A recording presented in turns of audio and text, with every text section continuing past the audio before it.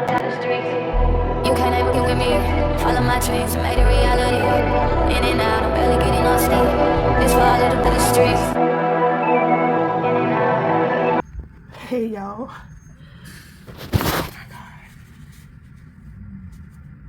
I hate when people do this and I'm so serious, but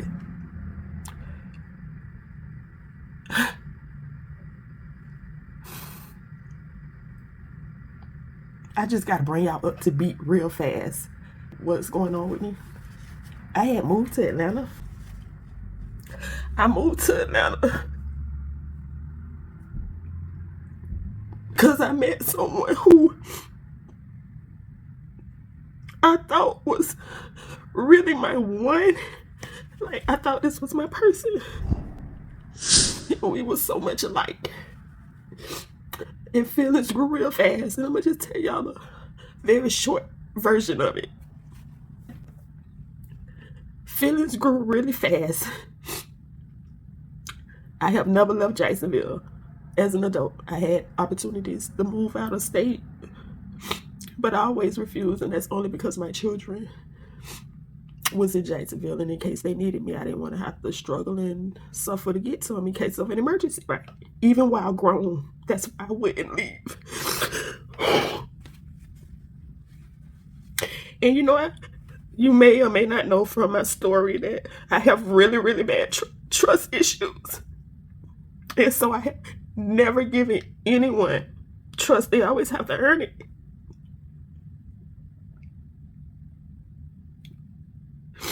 But when I met this person, and he have made me feel like nobody else, like expressing how he feel about me, like I have never had before.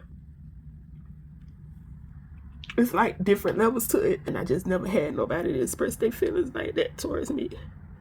And so when I thought I was in love fast, and because so much of my trauma happened in Jacksonville, I felt, because originally he was going to move to Jacksonville, but I felt like, well, dang, let's see how I can thrive elsewhere, because all of my trauma is here. Let's see how I can thrive in Atlanta. It's this, it's that. There's so much opportunity, and I already got something going on. Just let me see, can I thrive there?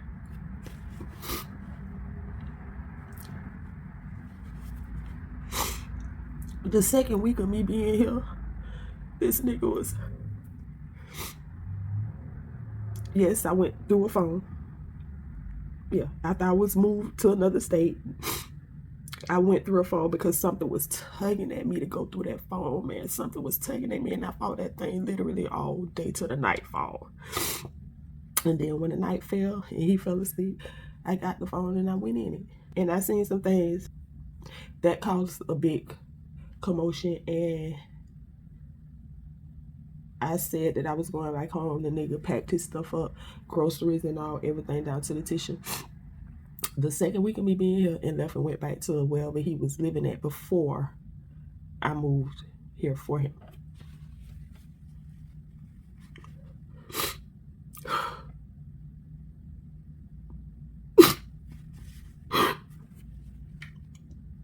The next week, the same thing happened, except I didn't go through the phone, but we had a disagreement, and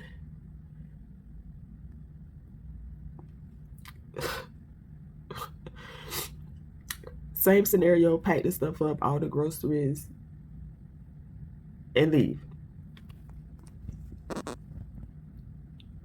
The first time he bought his stuff back, the second time he bought a few items back. None of the food. Like, he has such little stuff here. While I'm asleep, he could just pack up and leave me here. And, you know, technically, he's a stranger. I don't know what he'll do. I just know you're unpredictable. You're selfish. You care about nobody but yourself. You're a lot of things, but I'm not going to bash you here because this is not what this is for. Gotta regulate. Gotta regulate that mess. I just gotta get out the mess. It's so much, y'all. Oh my God, it's so much.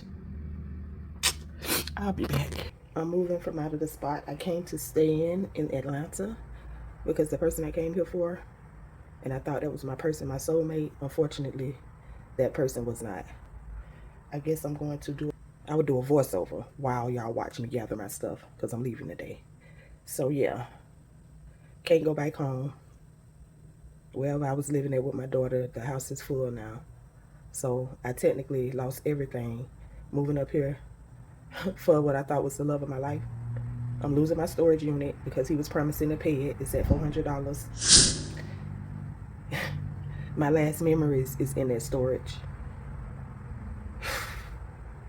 I lost everything.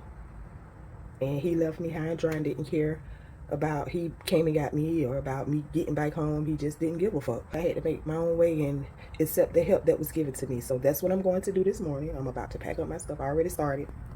Stuff been packed up technically because the person couldn't never get it together. So I'm just going to put the rest of my things. I'm about to put the rest of my things on this cart, and yeah, I'll see y'all in a minute.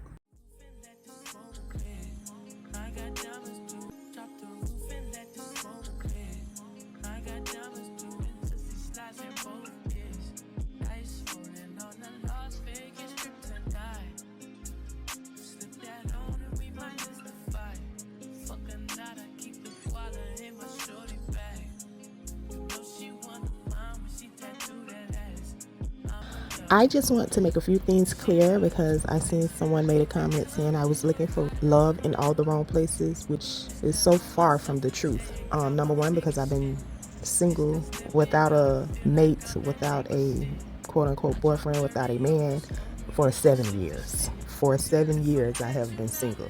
I wasn't looking at all, to be honest. I was perfectly fine before this person came along. I had a friend that was looking out for me, paying all my bills, and he was doing so until my YouTube blow up, and then I was going to gift him something once my YouTube channel blowed up. I was going to gift my friend something special that he wanted. And so we had an agreement, and we was good with the agreement, and the arrangements was straight. We were good. And yes, I love my friend, and I still love my friend. And it hurted just the thought of me having to leave my friend alone once this new person came along. It hurted me like crazy. I was good, okay, minding my own business. Now, with that, from May 27th to July 27th, these are the things that occurred that made me move on July 27th. The person was so into me. I was so into the person. The person supposedly for the first time really talked about me to his mother. He have never done that supposedly before. Let his mother know how he felt about me. In moments when he was around family, he's FaceTiming me and passing the phone around to everyone who would talk to me. Okay? So, this was serious. Regardless of what he may say or she may say, nobody is going to be doing all of that just to get something you already getting. So I could be missed with that. But yeah, it was serious. Everything was serious, and it was moving at a rapid pace, and I loved it until I didn't care for it anymore. So the treatment was great. It was excellent in the beginning. The treatment is what made me fall for the person, you know. But once the treatment wasn't, it should have been even up under a distressful situation, up under a heated situation, the treatment still should have went a certain way, and the way it went wasn't right. I didn't come way to Atlanta to get left in the room multiple times and you leave me nothing and you just walk out and that's just it, and you go on wherever you were staying at before you moved me up here. Like, that treatment I didn't come up here for, and neither did I deserve, but it happened, and it didn't do nothing but sour my taste for it. Just set me back. Just let's say that it didn't set me back from what I want. It set me back from being able to trust someone. As it just set me back. Just let's say that it set me back. So now I gotta refurbish from that, retract from that, and then get back to who I am and what I know I can have and what I know I deserve and what I know I deserve. We was into each other. I have lived that for the last 2 months. I don't even know if I want to get into it. Just say this. It was times I would be in that room and I would just look around and break down in tears, boo-hoo crying, asking God, what did I do? Why did I come here? What am I doing? What's going on? Like, so lost and so confused and so hurt and so heartbroken. And so heartbroken. And so heartbroken.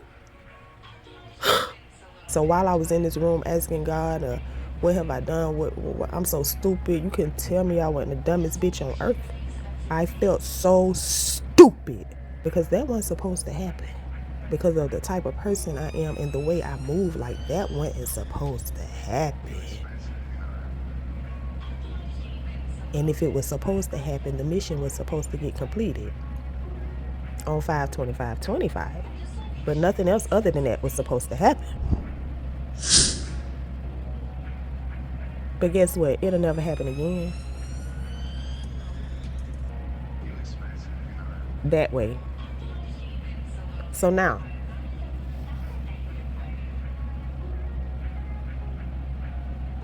why I have beat myself up for these last 2 months, kicking myself in the ass, hating myself for even giving a nigga the time of day. I ate that shit.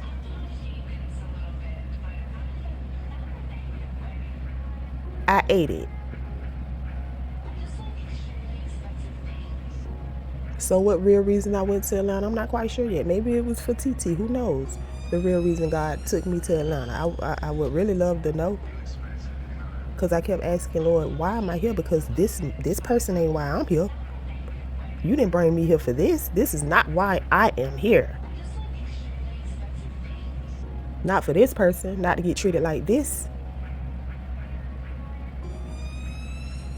When I've done nothing but tried to make it work with you and tried to let you know the things I would not accept, which I did before I even left my home. We had a clear understanding about everything. But that's a whole nother story. So I'm just going to end it right here. That's what I had to go through once me and the person separated who I came to Atlanta for. Once I left the hotel in Town Suites and received the help that was offered to me in Atlanta, and I know nobody here, and someone told me I can come stay with them when they moved out the hotel. They was going to another place like a pad split and blase squaze. They was giving me the impression that they were, concerned because they seen that a nigga tried to shit on me or whatever. And with that being said, they acted as if the help was genuine, right? And then once I moved into the place, they started sweating me for sex. So my room was, technically I was supposed to check out on a Friday. I made a way to pay that Friday, Saturday, Sunday, Monday. I had no choice but to leave. But those days that I made a way to pay, I was trying not to go to the help in the first place because I felt like it was going to be some BS. But my funds was low and I had no choice but to go. Once I get there, then the man started sweating me for sex. And I wouldn't even respond. I would kind of leave him dry hanging. I would not say too much. And I wouldn't say anything. When he asked, I would just ignore the question. Naturally, he asked again and I wouldn't say anything. And then he asked again and then I wouldn't say anything. And then the last time he asked, I just looked at him and pointed and said, do you want me to give you something for staying here?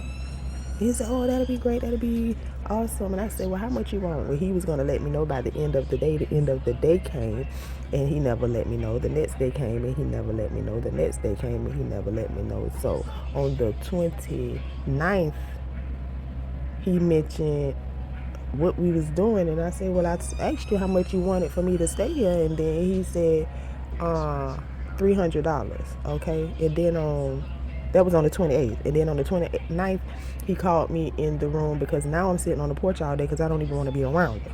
So now I'm sitting on the porch from early in the morning all the way to evening time. He go to work around 9 something, have to be there at 11, get the transportation to get to work, however that may be the case. So when I come in, I'm pretty much about to lay down until he leave.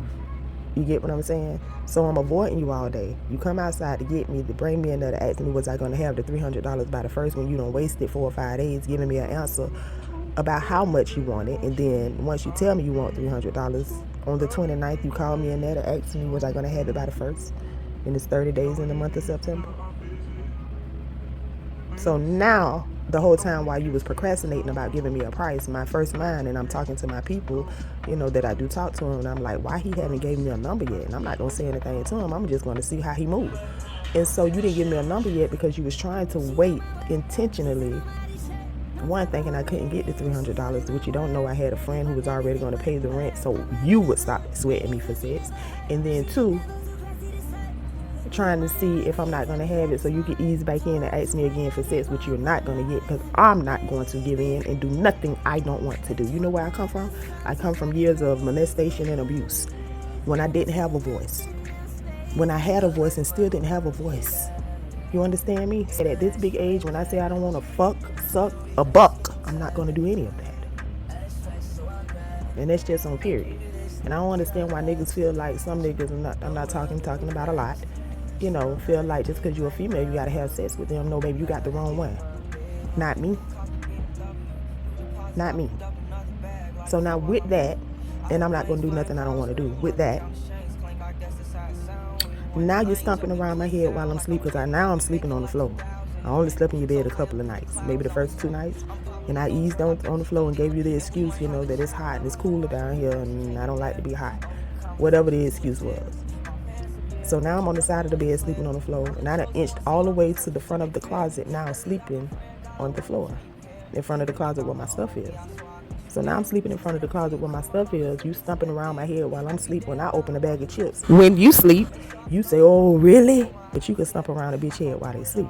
Slam doors coming in and out your room though while I sleep. From there is when I made a way to get the fuck on. You done biked up from the $300. Now you want me to leave because you want me to leave because you're so ego butt hurt that what you want don't want you.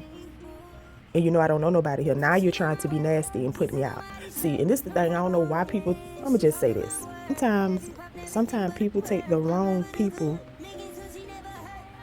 and underestimate their intelligence, if that makes sense. I've been in the streets a long time. I've seen a lot of things. I've been through much. And it's hard to do. One thing is hard to do. One thing is hard to do with me. Try to get something from me that I do not want to give you. That's going to be pretty hard, fella. It's going to be pretty hard for you. It's not going to work that easy. It's not going to be easy at all. Okay? It's going to be a fucking marathon. Why he think he having me all messed up, telling me I can't stay. Done text my phone. I got to find somewhere to go. This was on a Tuesday night. I got to find somewhere to go. I can't stay there tonight. I can't stay there tonight. Don't be on the porch sitting out there wasting time because you can't stay here tonight. And fine with me. Thank you. Praise the Lord. So I politely went in there before the day was up. Packed me a little overnight bag. Me and the roommate TT, the girl who stayed there, which is now my friend, who I was sitting on the porch with every day talking to. Right? So now I have gained a real true friend because TT ain't finna let me sit on the porch all night, nigga, with my bag. She came and got me as soon as she woke up and told me I was going to be in her room till Saturday if that's what I needed to do. And nobody was going to tell her anything when she paid her rent at. And if somebody had something to say, the landlord had to come tell her that himself. That's what TT said. Now I know I got to Saturday, I start making moves so I can get the heck on some kind of transportation Saturday morning because I can't do Atlanta no more. I'm over it, nor do I want to do it. It's a wrap. So then I complete the mission, order me 2 big blight bags because now I have to break my stuff down, as you can see, to get on transportation. Get the bags there that Friday from Amazon, order the bags Thursday, get them there Friday, pack them up Friday afternoon, and was on the bus Saturday morning at 9:30, going to South Carolina. From South Carolina, I will be going to Jacksonville, and that's how that's going. Going to see my grandkids for the weekend, and then I'll be going back home to Jacksonville. But I'm going to be all right. I'm going to be okay.